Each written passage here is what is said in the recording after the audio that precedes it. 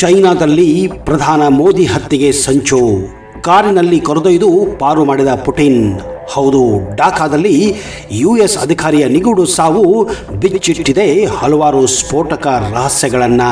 ಕಳೆದ ತಿಂಗಳು ಚೈನಾದಲ್ಲಿ ನಡೆದ ಶಾಂಘೈ ಸಹಕಾರ ಸಂಘದ ಸಭೆಯಲ್ಲಿ ಭಾಗಿಯಾಗಿದ್ದ ಪ್ರಧಾನಿ ನರೇಂದ್ರ ಮೋದಿ ಅವರ ಹತ್ಯೆಗೆ ಸಂಚು ನಡೆಸಲಾಗುತ್ತದೆ ಎಂಬ ಸ್ಫೋಟಕ ಮಾಹಿತಿ ಈಗ ಬಹಿರಂಗವಾಗಿದೆ. ಅಮೆರಿಕದ ಗುಪ್ತಚರ ಸಂಸ್ಥೆ CIA ವಿರುದ್ಧ ಇಂಥದೊಂದು ಆರೋಪ ಕೇಳಿ ಬರುತ್ತಿದ್ದು, ಈ ಕುರಿತಂತೆ ಸಾಕಷ್ಟು ಮಾಧ್ಯಮಗಳು ಈ ವರದಿಯನ್ನ ಕೂಡ ಪ್ರಕಟಿಸುತ್ತಿವೆ. ಅಮೆರಿಕ ಭಾರತದ ಮೇಲೆ ರಷ್ಯಾ ತೈಲ ಖರೀದಿಸದಂತೆ ಒತ್ತಡ ಹೇರುತ್ತಿರುವುದು ಹಾಗೂ ಭಾರತದ ಕೃಷಿ ಹಾಲಿನ ಮಾರುಕಟ್ಟೆಯನ್ನ ತನಗೆ ಮುಕ್ತವಾಗಿಡಬೇಕೆಂದು ಬೇಡಿಕೆಗೆ ಭಾರತ ಈವರೆಗೂ ಬಗ್ಗದೇ ಇರುವ ಹಿನ್ನೆಲೆಯಲ್ಲಿ ಇತ್ತೀಚಿನ ದಿನಗಳಲ್ಲಿ ಭಾರತ ಮತ್ತು ಅಮೆರಿಕ ನಡುವಿನ ಸಂಬಂಧಗಳಲ್ಲಿ ಬಿರುಕು ಮೂಡಿರುವುದು. ಇಂತಹ ಸುದ್ದಿಗೆ ಸಾಕಷ್ಟು ಊಹಾಪೋಹಗಳು, ಚರ್ಚೆಗಳು ಕೂಡ ಹುಟ್ಟಿಕೊಂಡಿವೆ. ಅಮೆರಿಕದ ಸುಂಕ ಬೆದರಿಕೆಗಳ ಬೆನ್ನಲ್ಲೇ ಭಾರತ ಚೈನಾ ಸಂಬಂಧದಲ್ಲಿ ಗಮನಾರ್ಹ ಸುಧಾರಣೆ ಕಂಡು ಬಂದಿದ್ದು, ಅಲ್ಲದೆ ರಷ್ಯಾ, ಭಾರತ ಮತ್ತು ಚೈನಾಗಳು ಒಗ್ಗೂಡುವುದನ್ನು ಸಹಿಸದ ಅಮೆರಿಕ ಮೋದಿ ಹತ್ಯೆಗೆ ಸಂಚು ರೂಪಿಸಿದೆ ಎನ್ನುವ ವರದಿ ಈಗ ಬಹಿರಂಗವಾಗಿದೆ. ಇಷ್ಟೆಲ್ಲ ಮಾಹಿತಿಗಳು ಬಹಿರಂಗವಾಗುವುದಕ್ಕೆ ಕಾರಣ ಢಾಕಾದಲ್ಲಿ ನಿಯೋಜಿಸಲಾಗಿದ್ದ ಅಮೆರಿಕದ ವಿಶೇಷ ಪಡೆಗಳ ಅಧಿಕಾರಿ ಟೆರೆನ್ಸ್ ಔರ್ಲೆನ್ ಜಾಕ್ಸನ್ ಆಗಸ್ಟ್ 31ರಂದು ಶವವಾಗಿ ಪತ್ತೆಯಾಗಿರುವುದು. ಈ ವ್ಯಕ್ತಿಯನ್ನ ಅಮೆರಿಕ ಮೈನ್ಮಾರ್ನಲ್ಲಿ ಅರಕನ್ ಆರ್ಮಿಗೆ ಬಂಗ್ಲಾ ನೆರವು ನೀಡಲು ನಿಯೋಜಿಸುವ ನೆಪದಲ್ಲಿ ಸಕ್ರಿಯವಾಗಿತ್ತು. ಈ ನಿಗೂಢ ಸಾವು CIA ಹೆಜ್ಜೆ ಗುರುತು ಹಾಗೂ ಚೈನಾದಲ್ಲಿ ಮೋದಿ ಹತ್ಯೆಯ ಸಂಚಿನ ಯೋಜನೆಯನ್ನ ಬಿಚ್ಚಿಟ್ಟಿತ್ತು. ಚೈನಾದ ನೆಲದಲ್ಲಿ ಭಾರತದ ಪ್ರಧಾನಿಯನ್ನ ಹತ್ಯೆ ಮಾಡಿದರೆ ಶಾಶ್ವತವಾಗಿ ಚೈನಾ ಭಾರತವನ್ನ ದೂರು ಮಾಡುವ ಮತ್ತು ಭಾರತದಲ್ಲಿ ಈಗಿನ ದೃಢ ಸರ್ಕಾರವನ್ನ ತೆಗೆದು ಅರಾಜಕತೆ ಉಂಟು ಮಾಡಿ ತನ್ನ ಮಾತು ಕೇಳುವ ಸರ್ಕಾರ ಅಂದರೆ ಕಾಂಗ್ರೆಸ್ ಸರ್ಕಾರವನ್ನ ಸ್ಥಾಪಿಸಬಹುದು ಎನ್ನುವ ಯೋಜನೆಯನ್ನ ಅಮೆರಿಕದ ಈ ಹಿಂದಿನ ಲೆಕ್ಕಾಚಾರವಾಗಿತ್ತು ಎಂದು ಈಗ ತಿಳಿದು ಬಂದಿದೆ. ಪ್ರಧಾನಿ ನರೇಂದ್ರ ಮೋದಿ ಅವರನ್ನ ಹತ್ಯೆ ಮಾಡಲು ಬಂದಿದ್ದ ಏಜೆಂಟ್ ಅತ್ಯಂತ ನಿಗೂಢವಾಗಿ ಬಾಂಗ್ಲಾದೇಶದ ಹೋಟೆಲ್ನಲ್ಲಿ ಸಾವಿಗೀಡಾಗಿದ್ದಾನೆ. ಈ ಮೂಲಕ CIA ಲೆಕ್ಕಾಚಾರವನ್ನ ಭಾರತದ ರಾ ಸಂಪೂರ್ಣವಾಗಿ ತಲೆಕೆಳಗೆ ಮಾಡಿದೆ. ಇದಕ್ಕೆ ಪೂರಕವೆಂದಂತೆ ಚೈನಾದಲ್ಲಿ ನಡೆದ ಕೆಲವು ಘಟನೆಗಳು ಇದಕ್ಕೆ ಪುರಾವೆಗಳಾಗಿವೆ. ಪ್ರಧಾನಿ ಮೋದಿ ಇದ್ದ ಹೋಟೆಲ್ಗೆ ರಷ್ಯಾ ಅಧ್ಯಕ್ಷ ಪುಟಿನ್ ದಿಢೀರಂತ ಭೇಟಿ ನೀಡಿದ್ದು, ಯಾರಿಗೂ ಯಾವತ್ತೂ ಕಾಯದ ಪುಟಿನ್ ಮೋದಿಗಾಗಿ ಕಾದು ಅವರನ್ನ ತಮ್ಮ ಕಾರಿನಲ್ಲೇ ಶೃಂಗಸಭೆ ನಡೆಯುತ್ತಿದ್ದ ಸ್ಥಳಕ್ಕೆ ಒಟ್ಟಿಗೆ ಕರೆದೊಯ್ದು ಇವೆಲ್ಲವೂ ಹತ್ಯೆಯ ಸಂಚನ್ನ ವಿಫಲಗೊಳಿಸಿದ್ದ ಪ್ರತಿತಂತ್ರದ ಭಾಗವೆಂದು ಈಗ ವಿಶ್ಲೇಷಿಸಲಾಗಿದೆ. ಅಷ್ಟಕ್ಕೂ ಭಾರತದ ಪ್ರಧಾನಿ ನರೇಂದ್ರ ಮೋದಿ ಹೊರದೇಶಕ್ಕೆ ಹೋದಾಗ ಅಥವಾ ಭಾರತದಲ್ಲಿ ಇದ್ದಾಗ ಅವರ ಸೆಕ್ಯೂರಿಟಿ ಯಾವ ರೀತಿ ಇರುತ್ತದೆ ಎನ್ನುವುದನ್ನ ಪ್ರತಿಯೊಬ್ಬರು ನಾವು ಭಾರತೀಯರು ತಿಳಿದುಕೊಳ್ಳಬೇಕಾದಂತಹ ವಿಷಯವಾಗಿದೆ.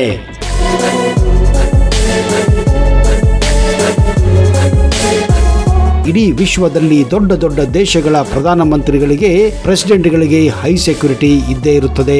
ಅವುಗಳಲ್ಲಿ ಅತಿ ಹೆಚ್ಚು ಸೆಕ್ಯೂರಿಟಿ ಇರುವಂತಹ ದೇಶದ ಗಣ್ಯರಲ್ಲಿ ಅಮೆರಿಕದ ಪ್ರೆಸಿಡೆಂಟ್ಗೆ ಇರುವಷ್ಟು ಸೆಕ್ಯೂರಿಟಿ ಈ ವಿಶ್ವದಲ್ಲಿ ಯಾರಿಗೂ ಕೂಡ ಇಲ್ಲ. ಭಾರತದ ಪ್ರಧಾನಮಂತ್ರಿಗೆ ಸೆಕ್ಯೂರಿಟಿಯ ಖರ್ಚು ಮಾಡುವಕ್ಕಿಂತಲೂ 80% ಅಧಿಕ ಖರ್ಚನ್ನ ಅಮೆರಿಕದ ಪ್ರೆಸಿಡೆಂಟ್ ಮೇಲೆ ಮಾಡಲಾಗುತ್ತದೆ. ಅವರನ್ನು ಬಿಟ್ಟರೆ ಚೈನಾ ದೇಶದ ಪ್ರೆಸಿಡೆಂಟ್ ಮೇಲೂ ಕೂಡ ಅತಿ ಹೆಚ್ಚು ಹಣವನ್ನ ಸೆಕ್ಯೂರಿಟಿಗಾಗಿ ಖರ್ಚು ಮಾಡಲಾಗುತ್ತದೆ. ಹಾಗೆ ನೋಡಿದರೆ ಭಾರತದ ಪ್ರಧಾನಮಂತ್ರಿ ನರೇಂದ್ರ ಮೋದಿ ಅವರ ಸೆಕ್ಯೂರಿಟಿಯ ಖರ್ಚು 10ನೇ ಅಥವಾ 11ನೇ ಸ್ಥಾನದಲ್ಲಿದೆ. ನಿಜ ಹೇಳಬೇಕೆಂದರೆ ಎಲ್ಲಕ್ಕಿಂತ ಹೆಚ್ಚು ಸೆಕ್ಯೂರಿಟಿ ಬೇಕಾಗಿದ್ದೇ ನರೇಂದ್ರ ಮೋದಿ ಅವರಿಗೆ. ಕಾರಣ ಅವರಿಗೆ ಇರುವಷ್ಟು ದುಶ್ಮನಗಳು ಹೊರದೇಶಕ್ಕಿಂತ ಭಾರತದ ಒಳಗೆ ಜಾಸ್ತಿ ಇದ್ದಾರೆ. ಪ್ರಧಾನಮಂತ್ರಿ ನರೇಂದ್ರ ಮೋದಿ ಅವರ ಭದ್ರತೆಯ ದೃಷ್ಟಿಯಿಂದ SPG ಇತ್ತೀಚೆಗೆ ಹೊಸ ಮರ್ಸಿಡೀಸ್ ಮೇಬ್ಯಾಕ್ 650 ಸಿರೀಸ್ ಕಾರನ್ನ ತಮ್ಮ ಫ್ಲೀಟ್ಗೆ ಸೇರಿಸಿಕೊಂಡಿದೆ. ಈ ಕಾರಿಗೆ ಅತ್ಯಂತವಾದ ವಿಶೇಷವಾದ ಫೀಚರ್ಸ್ಗಳು ಕೂಡ ಇವೆ. ಅವುಗಳಲ್ಲಿ ಮುಖ್ಯವಾಗಿ ಈ ಕಾರಿನ ಮೇಲೆ ಯಾವುದೇ ರೀತಿಯ ಅಟ್ಯಾಕ್ಗಳು ಅಂದರೆ ಗನ್ನಿನಿಂದಾಗಲಿ, AK-47 ನಿಂದಾಗಲಿ, ಪಿಸ್ತೂಲ್ನಿಂದಾಗಲಿ ಗೋಲಿಬಾರಾದಲ್ಲಿ ಆ ಕಾರಿಗೆ ಏನು ಕೂಡ ಧಕ್ಕೆ ಆಗುವುದಿಲ್ಲ. ಅಷ್ಟೇ ಅಲ್ಲ, ಈ ಕಾರಿನ ಮೇಲೆ ಬಾಂಬ್ ಹಾಕಿದರೂ ಕೂಡ ಯಾವುದೇ ಇಫೆಕ್ಟ್ ಕೂಡ ಆಗುವುದಿಲ್ಲ. ಮೇಲಾಗಿ ಒಂದು ವೇಳೆ ಈ ಕಾರು ಯಾವುದೇ ಲ್ಯಾಂಡ್ ಮೈನ್ ಮೇಲೆ ಹಾದು ಹೋದರೂ ಕೂಡ ಯಾವುದೇ ತರಹದ ಹಾನಿ ಈ ಕಾರಿಗೆ ಆಗುವುದಿಲ್ಲ ಅನ್ನುವುದು ಈ ಕಾರಿನ ವಿಶೇಷವಾಗಿದೆ.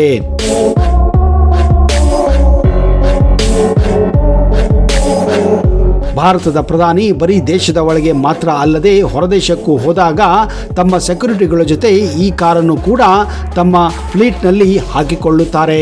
ಇದು ಕೇವಲ ಭಾರತ ದೇಶದಲ್ಲಿ ಮಾತ್ರ ಅಲ್ಲ, ಅಮೆರಿಕ, ಇಂಗ್ಲೆಂಡ್, ಚೈನಾ, ಜಪಾನ್ ಅಂತಹ ಪ್ರಧಾನಮಂತ್ರಿಗಳು, ಪ್ರೆಸಿಡೆಂಟ್ಗಳು ಕೂಡ ಹೊರದೇಶಕ್ಕೆ ಹೋದಾಗ ಇದೇ ರೀತಿ ಪ್ರೋಟೋಕಾಲ್ ಅನ್ನ ಫಾಲೋ ಮಾಡಬೇಕಾಗುತ್ತದೆ. ಅವರು ಸಹಿತ ತಾವು ಬಳಸುವಂತಹ ಕಾರುಗಳನ್ನೇ ಹೊರದೇಶಕ್ಕೆ ಹೋದಾಗಲೂ ಕೂಡ ಬಳಸುತ್ತಾರೆ. ನರೇಂದ್ರ ಮೋದಿ ಭಾರತ ದೇಶದಿಂದ ಹೊರಗೆ ಬಿದ್ದಾಗ ಅವರ ಸೆಕ್ಯೂರಿಟಿ 4 ಪಟ್ಟು ಹೆಚ್ಚಾಗುತ್ತದೆ. ಭಾರತದ ಪ್ರಧಾನಮಂತ್ರಿಗಳ ಪ್ರೋಟೋಕಾಲ್ ಪ್ರಕಾರ ಪ್ರಧಾನಮಂತ್ರಿಯವರನ್ನು ಹೊರದೇಶಕ್ಕೆ ತೆಗೆದುಕೊಂಡು ಹೋಗುವ ಜವಾಬ್ದಾರಿ ಅದು ಇಂಡಿಯನ್ ಏರ್ ಫೋರ್ಸ್ ಅಡಿಯಲ್ಲಿರುತ್ತದೆ. ಭಾರತದ ಪ್ರಧಾನಮಂತ್ರಿ ನರೇಂದ್ರ ಮೋದಿ ಹೊರಗೆ ಹೋಗುವಾಗ ಕೇವಲ ತಮಗೆ ಸಂಬಂಧಪಟ್ಟ ಕಾರುಗಳನ್ನು ಮಾತ್ರ ತೆಗೆದುಕೊಂಡು ಹೋಗುವುದಿಲ್ಲ, ಜೊತೆಗೆ ತಮ್ಮ ಜೊತೆ ಇರುವ ಅಧಿಕಾರಿಗಳಿಗೂ ಕೂಡ ಅಷ್ಟೇ ಸೆಕ್ಯೂರಿಟಿ ಕೊಡುವ ಉದ್ದೇಶದಿಂದ ಅವರಿಗೂ ಕೂಡ ಒಂದೊಂದು ಕಾರನ್ನ ಹಾಗೂ ಅಡಿಷನಲ್ ಪ್ಲೇನ್ಗಳನ್ನು ಕೂಡ ತೆಗೆದುಕೊಂಡು ಹೋಗುವ ಜವಾಬ್ದಾರಿ ಇಂಡಿಯನ್ ಏರ್ ಫೋರ್ಸ್ ಹೇರುತ್ತದೆ. ಇದು ಭಾರತದ ಅಧಿಕಾರಿಗಳಿಗೆ ಹಾಗೂ ಮಂತ್ರಿಗಳಿಗೆ ಕೊಡುವಂತಹ ಒಂದು ಪ್ರೋಟೋಕಾಲ್ ಆಗಿದೆ. ಇದು ಕೇವಲ ನರೇಂದ್ರ ಮೋದಿಗೆ ಮಾತ್ರ ಅಲ್ಲ, ಭಾರತಕ್ಕೆ ಯಾರೇ ಪ್ರಧಾನಮಂತ್ರಿಯಾಗಲಿ ಅವರಿಗೂ ಕೂಡ ಅಷ್ಟೇ ಗೌರವ ಹಾಗೂ ಅಷ್ಟೇ ಸೆಕ್ಯೂರಿಟಿ ನೀಡುವುದು ಭಾರತೀಯ ಏರ್ ಫೋರ್ಸ್ನ ಒಂದು ಡ್ಯೂಟಿ ಕೂಡ ಆಗಿದೆ.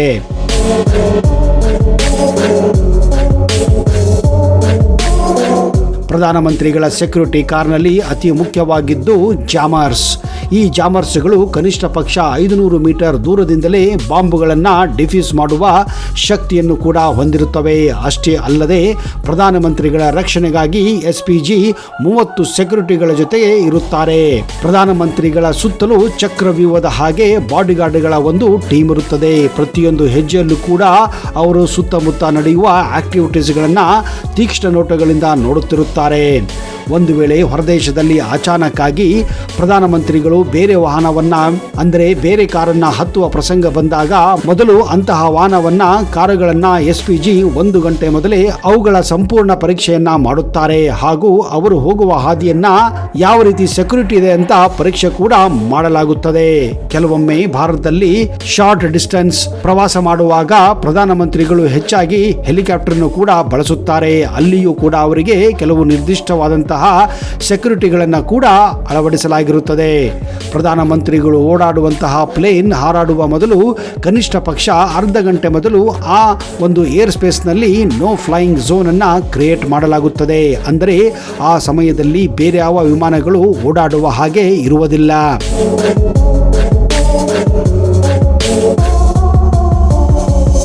ಪ್ರಧಾನಮಂತ್ರಿಗಳು ಓಡಾಡುವಂತಹ ವಿಮಾನದಲ್ಲಿ ಎಲ್ಲ ರೀತಿಯ ಸೌಕರ್ಯಗಳು ಕೂಡ ಇರುತ್ತವೆ. ಆಸ್ಪತ್ರೆ, toilet, bathroom, bedroom, living room, office room, conference room, fully loaded armour room, ಅಂದರೆ ಎಲ್ಲ ತರಹದ ಶಸ್ತ್ರಾಸ್ತ್ರಗಳನ್ನು ಕೂಡಿ ಇಟ್ಟಿರುವಂತಹ ಒಂದು ರೂಮ್. ಯಾಕಂದ್ರೆ ಯಾವುದೇ ಸಂದರ್ಭದಲ್ಲೂ ಕೂಡ ಆಕಾಶದಲ್ಲಿಯೂ ಸಹಿತ ಎಲ್ಲ ರೀತಿಯ ಸೆಕ್ಯೂರಿಟಿ ಕೊಡಲು ಇರುವಂತಹ ಒಂದು ಪ್ರೋಟೋಕಾಲ್ ಅನ್ನ ಇಲ್ಲಿ ಅಳವಡಿಸಲಾಗಿರುತ್ತದೆ. ಅಷ್ಟೇ ಅಲ್ಲದೆ ನೆಲದ ಮೇಲೆ ಕೂಡ ಕಾರುಗಳು ಓಡಾಡುವಾಗ ಅವರ ಸುತ್ತಮುತ್ತಲೂ ಕನಿಷ್ಠ ಪಕ್ಷ 10 ಸೆಕ್ಯೂರಿಟಿ ಕಾರುಗಳ ಜೊತೆ ಆಂಬ್ಯುಲೆನ್ಸ್ ಕೂಡ ಇರುತ್ತದೆ. ಈ ಒಂದು ಪ್ರೋಟೋಕಾಲ್ ಅನ್ನ ನೀವು ಒಬ್ಬ ರಾಜ್ಯದ ಮುಖ್ಯಮಂತ್ರಿಗೂ ಕೂಡ ಕೊಡಲಾಗುತ್ತದೆ. ಅಷ್ಟೇ ಅಲ್ಲದೆ ಪ್ರಧಾನಮಂತ್ರಿಗಳ ಜೊತೆ ಯಾವಾಗಲೂ ಡಾಕ್ಟರ್ಗಳ ಒಂದು ಟೀಮು ಇದ್ದೇ ಇರುತ್ತದೆ.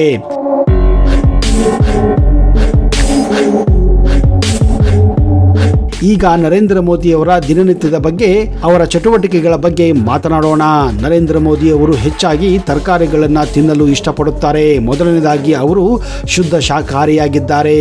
ಮೋದಿ ಪ್ರತಿ ಸೋಮವಾರ ತಪ್ಪದೇ ಉಪವಾಸವನ್ನು ಕೂಡ ಮಾಡುತ್ತಾರೆ. ಆ ದಿನ ಕೇವಲ ಅವರು ನೀರು ಹಾಗೂ ಹಾಲನ್ನು ಮಾತ್ರ ಸೇವಿಸುತ್ತಾರೆ. ನರೇಂದ್ರ ಮೋದಿ ಅವರು ಮಹಾದೇವನ ಪರಮ ಭಕ್ತರಾಗಿದ್ದಾರೆ. ಅಷ್ಟೇ ಅಲ್ಲದೆ ನವರಾತ್ರಿಯ ಸಂದರ್ಭದಲ್ಲಿ 9 ದಿನಗಳ ಕಾಲ ಕೇವಲ ನೀರು ಹಾಗೂ ಹಾಲಿನ ಮೇಲೆಯೇ 9 ದಿವಸ ಉಪವಾಸವನ್ನ ಕೂಡ ಮಾಡುತ್ತಾರೆ. ಅದನ್ನು ಅವರು ಕಟ್ಟುನಿಟ್ಟಾಗಿಯೇ ಸುಮಾರು 50 ವರ್ಷಗಳಿಂದ ಅನುಸರಿಸಿಕೊಂಡು ಬಂದಿದ್ದಾರೆ ಎನ್ನಲಾಗಿದೆ. ದೇಶದಲ್ಲೇ ಇರಲಿ ಹೊರದೇಶದಲ್ಲೇ ಇರಲಿ ಅವರು ಈ ಉಪವಾಸವನ್ನ ಮಾತ್ರ ಯಾವತ್ತೂ ಬಿಡುವುದಿಲ್ಲ. ಬೆಳಗಿನ ಉಪಹಾರದಲ್ಲಿ ಅವರು ಹೆಚ್ಚಾಗಿ ಅವಲಕ್ಕಿ, ಢೋಕ್ಲಾ ಅಂತಹ ಗುಜರಾತಿ ವ್ಯಂಜನಗಳನ್ನು ತಿನ್ನಲು ಇಷ್ಟಪಡುತ್ತಾರೆ. ಮಧ್ಯಾಹ್ನದಲ್ಲೂ ಹೆಚ್ಚಾಗಿ ಅವರು ಕಾಳುಗಳನ್ನ ಹಾಗೂ ಸಲಾಡ್ಗಳನ್ನ ತಿನ್ನಲು ಬಯಸುತ್ತಾರೆ. ಊಟ ಮುಗಿದ ಮೇಲೆ ಅವರಿಗೆ ಯಾವುದೇ ಸಮಯದಲ್ಲಿ ಎಂತಹ ಪರಿಸ್ಥಿತಿಯಲ್ಲಿಯೂ ಕೂಡ ಮಜ್ಜಿಗೆ ಕುಡಿಯುವ ಅಭ್ಯಾಸವನ್ನ ಮಾಡಿಕೊಂಡಿದ್ದಾರೆ. ಇದೇ ರೀತಿ ರಾತ್ರಿಯ ಸಮಯದಲ್ಲೂ ಕೂಡ ಅವರು 1 ಅಥವಾ 2 ಚಪಾತಿಯನ್ನು ತಿಂದು ಅದರ ಮೇಲೆ ಸ್ವಲ್ಪ ಅನ್ನ ತಿನ್ನುವ ಅಭ್ಯಾಸವನ್ನ ಮಾಡಿಕೊಂಡಿದ್ದಾರೆ. ರಾತ್ರಿ ಮಲಗುವ ಮುನ್ನ ತಪ್ಪದೆ 1 ಲೋಟ ಹಾಲನ್ನ ಕುಡಿಯುವ ಪದ್ಧತಿ ಅವರಲ್ಲಿದೆ.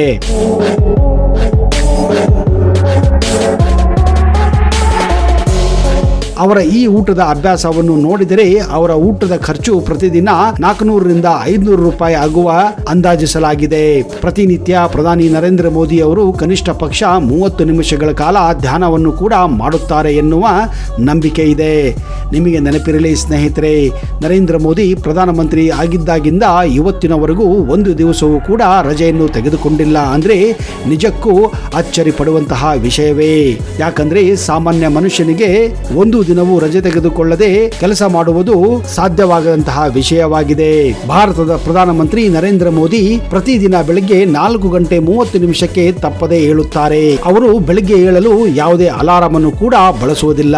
ಬೆಳಗ್ಗೆ ಎದ್ದು ಬಿಸಿ ನೀರಿನಲ್ಲಿ ಸ್ವಲ್ಪ ನಿಂಬೆಕಾಯಿಯನ್ನ ಹಾಕಿಕೊಂಡು ಅದರಲ್ಲಿ ಕೊಂಚ ಜೇನುತುಪ್ಪವನ್ನ ಬೆರೆಸಿ 1 ಲೋಟ ನೀರನ್ನ ಕುಡಿಯುತ್ತಾರೆ. ನಂತರ 45 ನಿಮಿಷಗಳ ಕಾಲ ಮೊದಲು ಯೋಗವನ್ನ ಮಾಡುತ್ತಾರೆ. ತದನಂತರವೇ ಅವರು ಮುಂದಿನ ಕಾರ್ಯಗಳಿಗೆ ಮಹತ್ವವನ್ನ ನೀಡುತ್ತಾರೆ. ಪ್ರತಿ ವರ್ಷ ನವರಾತ್ರಿಯ ಸಂದರ್ಭದಲ್ಲಿ ಅವರು ಎಂತಹ ಪರಿಸ್ಥಿತಿಯಲ್ಲಿ ಇದ್ದರೂ ಕೂಡ ಅವರು ತಮ್ಮ ತಾಯಿಯನ್ನ ಭೇಟಿ ಮಾಡಲು ಗುಜರಾತಿಗೆ ಹೋಗಿ ಬರುತ್ತಿದ್ದರು. ಆದರೆ ದುರಾದೃಷ್ಟ, ಹೋದ ವರ್ಷ ಅಷ್ಟೇ ಅವರು ತಮ್ಮ ತಾಯಿಯನ್ನ ಕಳೆದುಕೊಂಡಿದ್ದಾರೆ.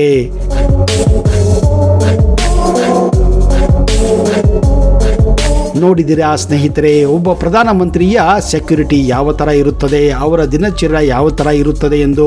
ಮೋದಿ ಅವರ ಇನ್ನಷ್ಟು ಮಾಹಿತಿಯನ್ನ ಮುಂದಿನ ಸಂಚಿಕೆಯಲ್ಲಿ ಮತ್ತಷ್ಟು ಕೊಡುತ್ತೇನೆ. ಅಲ್ಲಿಯವರೆಗೆ ಜೈ ಹಿಂದ್, ಜೈ ಕರ್ನಾಟಕ. ನಿಮಗೆಲ್ಲ ಶುಭವಾಗಲಿ.